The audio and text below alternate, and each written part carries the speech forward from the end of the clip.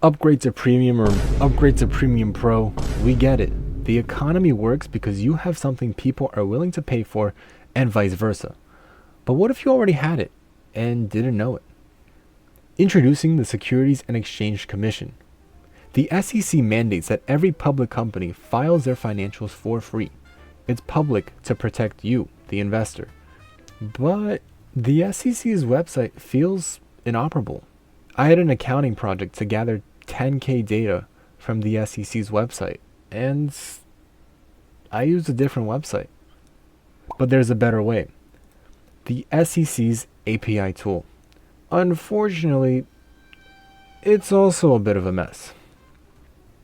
After learning a bit of Python, web scraping, and JSON structure, I finally had it. I had a data frame filled with all the precious numerical data I wanted to run experiments on. One iteration later, and I was able to pull any company I wanted and see a messy data frame of their financials. I wanted to calculate my own ratios, automate health checks, and run machine learning models without paying a middleman. So I built my own platform in Python to do exactly that. The heart of this tool is direct access. I'm pulling raw data from the SEC, cleaning it, and sifting it into financial statements for custom views.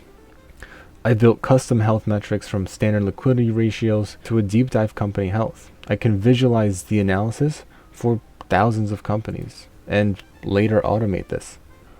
Running the analysis, you see the historical price view. You see a raw form of whatever statement you picked. And then you see a cleaned version. But raw numbers are hard to read. So I built this heat map to spot patterns visually. Is the revenue growing when the margins are shrinking? The colors tell the story. But I wanted to go deeper, so I implemented PCA, or Principal Component Analysis. In finance, you might have 50 metrics, but most of them are redundant. Most of them affect the same levers, so to speak. A PCA breakdown finds the individual drivers, the 3 or 4 underlying factors that actually move a stock's value. It's about seeing what's really driving the price. Another way to think of it is think of a company like a smoothie. Say you've got 40 ingredients: blueberries, raspberries, strawberries, bananas, Greek yogurt, protein powder, etc. A PCA analysis is like a taste test that tells you, look, despite those 40 ingredients, the only thing that actually move the needle on the flavor is the berry flavor and the protein powder. It ignores the garnish and the slight touch of cinnamon. It tells you exactly what's driving most of the smoothie's flavor. Of course, we have a discounted cash flow model to find intrinsic value. A DCF is simple. If I offered you a magical box that spit out $100 every year for 5 years, how much would you pay for that magical box today? A DCF calculates exactly what those future payments are worth right now.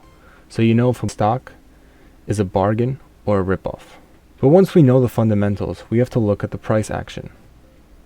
I built a quantitative module where I can pick a window and see a histogram of returns. This is crucial for checking stationarity, making sure our data is actually usable for machine learning. Here's what it gets a bit interesting. I can pick a machine learning model, such as a random forest, and feed it features such as a small moving average and a large moving average. Moving averages smooth out the noise of daily zigzags. Your small moving average is like a jet ski. It turns fast and reacts to every wave. Your large moving average is like a cruise ship. It takes a long time to turn, and when the jet ski crosses above the cruise ship line, it's a signal that momentum is shifting upwards. This model takes the features you inputted, the small moving average and the large moving average, and tries to predict a buy or sell strategy, resulting in a full table with the signal, the cumulative strategy, buy and hold comparison. A word of caution, these strategies often fail because moving averages are lagging indicators. But the point of this wasn't to find a magic button. It's to have a platform to test these ideas instantly without a paywall in sight. This started because I wanted to learn more about Python, and I was tired of being limited by free tier data. By building this in Python, I have a custom, automated research firm right now on my laptop. But to build this platform, I used AI to help debug. And if companies are charging money for these types of platforms, why would you give your code for free? That's why you need a local AI setup, and I know just the video for you.